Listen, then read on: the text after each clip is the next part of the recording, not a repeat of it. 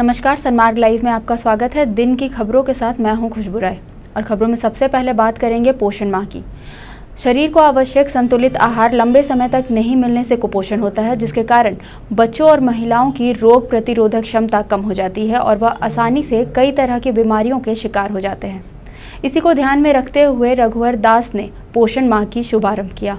1 महीने तक चलने वाले पोषण माह का शुभारंभ आज मोराबादी मैदान से बच्चों के पोषण दौड़ को हरी झंडी दिखाकर मुख्यमंत्री रघुवर दास द्वारा किया गया। 1 महीने तक चलने वाले इस कार्यक्रम के तहत घर घर जाकर सही पोषण, सही आहार, सही रहन सहन की जानकारी दी जाएगी। जो पोषक तत्व वाली सामान मिलती है वो आंगनबाड़ी में आप हमारे गरीब बच्चे को देकर भगवान को भी खुश कर सकते हैं। ये काम समाज को आने वाले समय में करनी चाहिए और एक कुपोषण मुक्त भारत, कुपोषण मुक्त झारखंड, पूरी झारखंड की 3.25 करोड़ जनता की लक्ष्य होनी चाहिए। हम मीडिया के साथियों से भी अनुरोध करेंगे, ये पोषण संबंधी क्या सब्जी खाने से क्या आयरन बढ़ेगा, ये जागरूकता करने का काम, क्योंकि कुपोषण का संबंध सीधे हमारी गर्भवती माताओं और बहनों से। इस दौरान महिला बाल विकास सचिव अमिताभ कौशल ने इस कार्यक्रम को सफल बनाने के लिए सरकार के कई विभागों का योगदान होना आवश्यक बताया है। पोषण अभियान के कई कंपोनेंट हैं, कई डिपार्टमेंट्स का इन्वॉल्वमेंट है इसमें। फॉर एग्जाम्पल हेल्थ है, तो हम लोग को ये सुनिश्चित करना है कई सारी जो बीमारियां हैं वो इन्फेक्टेड फूड खाने से होती है, तो वो सब हम लोग को कम करना है जिससे डायरियल डिजीजेस ना हो। फिर सैनिटेशन एक कंपोनेंट है, वो बहुत इम्पॉर्टेंट है। सैनिटेशन दुरुस्त रहेगा तो अपने आप हेल्थ दुरुस्त रहेगी। तीसरा कंपोनेंट है जो फूड एंड सिविल सप्लाई से रिलेटेड है, पब्लिक डिस्ट्रीब्यूशन सिस्टम। तो पब्लिक डिस्ट्रीब्यूशन सिस्टम दुरुस्त रहता है तो आपकी जो फूड की अवेलेबिलिटी पॉपुलेशन को है वो दुरुस्त रहती है। तो पूरे क्रॉस सेक्शन ऑफ पॉपुलेशन का इन्वॉल्वमेंट होगा, तब हम लोग स्वस्थता की तरफ, पोषण की तरफ बढ़ेंगे। अगर देखा जाए तो सरकार की ओर से कुपोषण हटाने की यह एक अच्छी पहल है, पर इसका फायदा आम जनता को कितना मिल पाता है यह तो आने वाला वक्त ही बताएगा। सन्मार्ग लाइव के लिए कौशल कुमार की रिपोर्ट। खबरों में आगे बढ़ेंगे और बात करेंगे लोजपा की। विधानसभा चुनाव को देखते हुए सभी पार्टियां जोर आजमाइश में लगी हुई है। हर कोई खुद को जमीन से जुड़ा हुआ बता रहा है और जनता की समस्याओं को बेहतर ढंग से समझने और उसका समाधान करने की बात कर रहा है। हर पार्टी अपनी रणनीति को अन्य पार्टी से बेहतर बता रही है। इसी कड़ी में लोजपा के प्रदेश सचिव बबलू सागर मुंडा विधानसभा चुनाव की रणनीति बनाने रांची पहुंचे। बिरसा मुंडा एयरपोर्ट पहुंचे बबलू सागर मुंडा का लोजपा महिला मोर्चा की ओर से प्रतिमा देवी ने अपने सभी कार्यकर्ताओं के साथ गर्मजोशी से स्वागत किया। इसी दौरान सन्मार्ग लाइव के संवाददाता कौशल कुमार से बातचीत करते हुए बबलू सागर मुंडा ने आम जनता की समस्याओं का समाधान करने की बात कही है। बड़का गांव में सदियों से अंधेरा है, जिसे मुझे अंधेरा को दूर करना है और वहां के विकास के भागीदारी में हमारे पार्टी का, हमारे सभी लोगों का सहयोग रहेगा और बड़का गांव के विकास में हम लोग चहुमुखी विकास करेंगे। वहाँ पे जो विकास की जो लोग बातें करते हैं कि विकास मैं कर रहा हूँ, इतने दिनों से बहुत से लोग प्रतिनिधित्व करते आए हैं और अभी भी कर रहे हैं, लेकिन देखने में आ रहा है कि उनका प्रतिनिधित्व कहीं नहीं है, कहीं विकास बड़का गाँव में कुछ हुआ ही नहीं है अभी तक। बता दें कि बबलू सागर मुंडा लोक जनशक्ति पार्टी के प्रदेश सचिव है और सूत्रों के हवाले से खबर आ रही है कि लोजपा की केंद्रीय नेतृत्व की ओर से बड़का गांव से विधानसभा में वह उम्मीदवार बन सकते हैं। खबरों में आगे बढ़ेंगे और बात करेंगे दैनिक मजदूर सफाई कर्मचारी की। रांची रेलवे स्टेशन पर दैनिक मजदूर सफाई कर्मचारी अपनी वेतन की मांग को लेकर स्ट्राइक पर चले गए हैं, जिससे रांची रेलवे स्टेशन पर साफ सफाई की पूरी व्यवस्था चरमरा गई है। कई महीनों से अपनी मांग को लेकर मजदूर लड़ाई लड़ रहे थे, मजबूरन आज इनको हड़ताल पर जाना पड़ गया। रेलवे ने जब सफाई कर्मी को, अपने लोगों को हटाकर जब से प्राइवेट हाथों में जिम्मा दिया सफाई का, तब से 12 वर्षों से ये लोग लगातार कार्य कर रहे हैं। लेकिन ठेकेदारी के खेल में, प्लस और माइनस के खेल में इनका कहीं ना कहीं हक ठेकेदार लेके चले जा रहे हैं। रिलायबल एक कंपनी थी, 3 महीने का वैगन सफाई का पैसा लेके भाग गई। इनको मुख्य धारा में लाने की कोशिश रेलवे करे और ठेकेदारी के खेल से इनको बाहर रखे। इसी मांग को लेकर आज हम लोग सारे मजदूर के जो साथी हैं, जो बहन है, भाई है, आज यहाँ स्ट्राइक पे बैठे हैं। और जब तक इनको इनका अधिकार के करीब हम लोग नहीं पहुँचाएंगे या ऐसा नहीं लगेगा कि सकारात्मक प्रयास हो रहा है रेलवे के द्वारा, तब तक ये लोग ठेकेदार के साथ काम करने नहीं जाएंगे और अपने अधिकारों के लिए हम लोग यहीं। खबरों में आगे बढ़ेंगे और बात करेंगे ई रिक्शा की। नगर निगम के फैसले के अनुसार मेन रोड में ई रिक्शा चलाना रोक दिया गया है। आम जनता के आने जाने की सुविधा के लिए ई रिक्शा की जगह 10 सिटी बसों की नियुक्ति की गई है। इसी के मद्देनजर आज एक बस पर पैसेंजर लाने के क्रम में कुछ असामाजिक तत्वों ने पत्थरबाजी कर बस के पीछे का शीशा तोड़ दिया, जिससे बस में बैठे लोग घायल हो गए।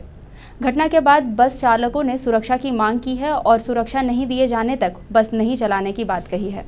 ओवरब्रिज के पास में किया गया है हमारे साथ में, जो कि 2 पैसेंजर को चोट भी लगी है, जिसको हम लोग उतार दिए और बोले कि आप लोग इलाज करवा लें।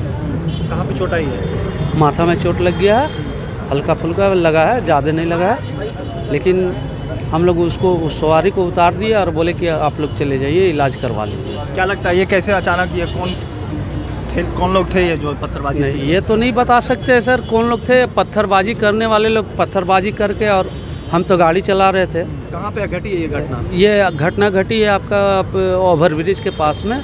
नगर निगम द्वारा मेन रोड में ई रिक्शा बंद हो जाने से कई ई रिक्शा चालक बेरोजगार हो गए हैं, जिससे उन्हें कई तरह की परेशानियों का सामना करना पड़ रहा है। इसी को लेकर ई रिक्शा चालकों से बात की हमारे संवाददाता मनीष झा ने। सनमार्ग लाइव में आपका स्वागत है। नगर निगम द्वारा 1 सितंबर को फरमान जारी कर दिया गया है कि मेन रोड में कोई भी ई रिक्शा को चलने नहीं दिया जाएगा। उसके एवज में नगर निगम का सिटी बस लाया गया है और उससे खासे परेशान है ई रिक्शा चालक जो भी है, जिनकी भी रोजी रोजगार चलती थी, रोटी चलती थी, वो खासे परेशान है। वो सोच रहे अब कहाँ उनको दिया जाएगा, कहाँ से वो चलेंगे। आज कुछ ही देर पहले एक घटना घटी है। सिटी बस जा रही थी डोरंडा के पास ही, वहाँ पे ई रिक्शा चालकों द्वारा पे पथराव किया गया है।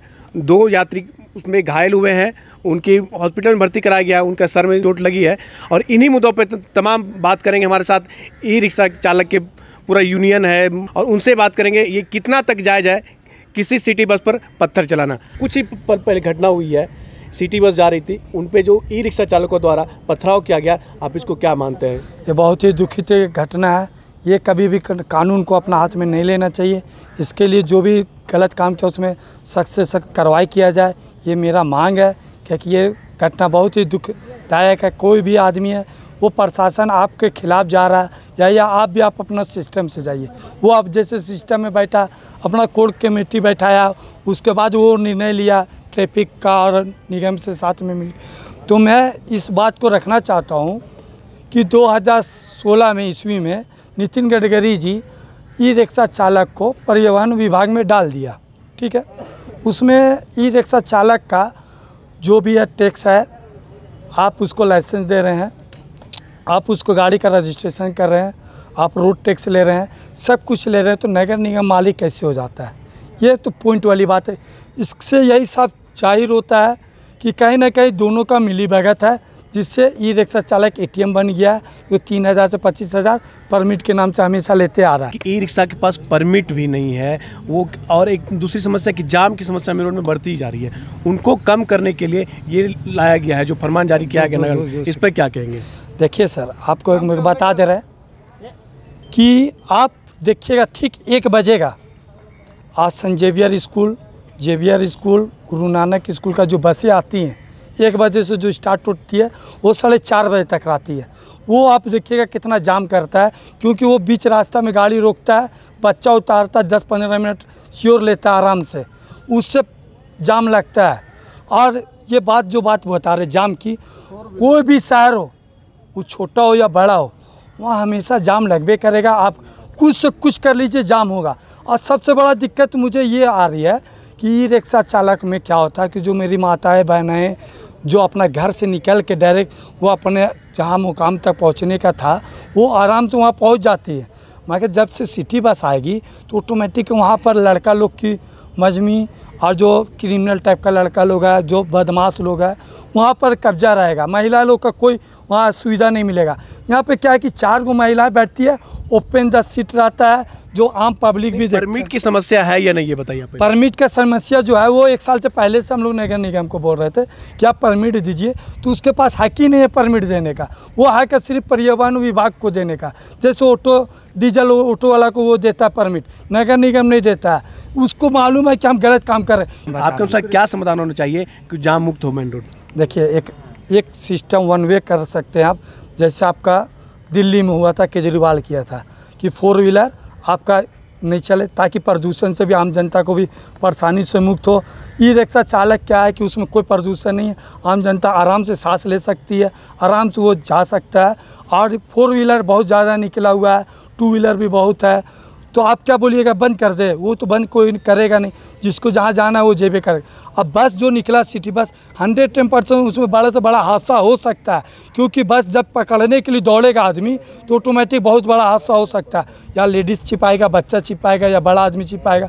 और आप जो बोले कि मुख्य मार्ग छोड़ के ई रिक्शा को हटा देते हैं, आप बस चलाते हैं, अगर 10 आप बस चलाते हैं तो ऑटोमेटिक और जाम होगा, क्योंकि वो बड़ा जगह लेता है, उसका बड़ा पेट है। ई रिक्शा छोटा सा है, वो तो तुरंत एक लाठी मारता है, तुरंत भाग जाता है, पता भी नहीं चलता यहाँ जाम था। तो ये सब मसला है।